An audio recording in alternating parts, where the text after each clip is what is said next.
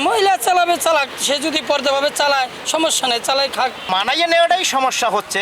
এত বড় বাস কন্ট্রোল করা সম্ভব না আসলে। ওটা নিয়ে কোনো সমস্যা নাই। এটা হইলো আসলে মহিলার দিয়ে তো এত বড় বাস কন্ট্রোল করা সম্ভব না আসলে। এখন সরকার ভালো জানে, ওটা সরকার নাম হয়েছে, দেখা যাক রেজাল্ট কেমন আসে, পারে কিনা কন্ট্রোল করতে। যদি না পারে তাহলে পুরুষে চালাইতে হইব।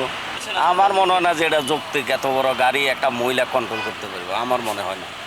এটা কোনো রকমে মনে হয় না সম্ভব। এত বড় একটা গাড়ি, এটা একটা পুরুষ লোকও তো একটা দোতলা বাস কন্ট্রোল করতে হিমশিম খাইয়া যায়। এটা ঘুরাইতে একটা ব্যাপার স্যাপার আছে, একটা রাস্তার ব্যাপার আছে, উপরে আড়িয়ে ওয়াইটের ব্যাপার স্যাপার আছে।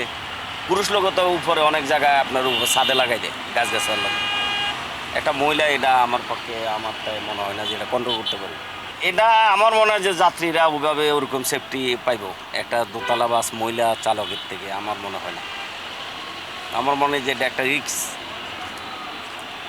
যেটা সত্য কথা। কেননা একটা পুরুষ লোকে আমরা তো দোতলা বাসে অনেক সময় উঠি, একটা পুরুষ লোকে বিভিন্ন জায়গায় মোড়ে ঘুরেতে, এটা ব্যাগে নিতে দেখা যায় হিমশিম হয়ে যায়। এটা সম্ভব না। এখন সরকার ভালো মতো জানে সরকার কেন একটা মহিলা ড্রাইভার দিচ্ছে, এটা সরকারের ভালো ব্যর্থ। এটা আমি মনে করি ব্যর্থর দিকে আছে। আমি একটা ড্রাইভার হিসাবে আমি মনে করি এটা ব্যর্থর দিকে যাচ্ছে বা গেছে। এটা সম্ভব না, কোনো প্রকার সম্ভব না একটা মহিলা দিয়ে এত বড় বাস একটা কন্ট্রোল করে।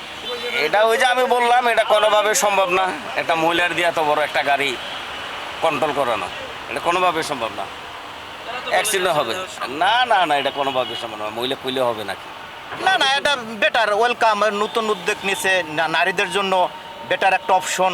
এটা সহযোগিতা করতে হবে সবাই, ওটা নিয়ে কোনো সমস্যা নাই। তারা পারফেক্ট হয়ে আরও আসুক, সমস্যা নাই। মেয়েদের জন্য, মহিলাদের জন্য সুযোগ সুবিধা বাড়াই দেব, ওয়েলকাম, কোনো সমস্যা নেই।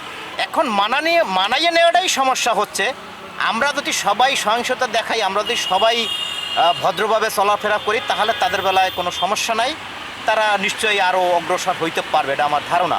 না পারার কিছুই নাই। এ দেশে পৃথিবীতে এখন প্লেন চালায় মেয়েরা, তো সে অর্থে গাড়ি চালাবে এটা তেমন কিছু না।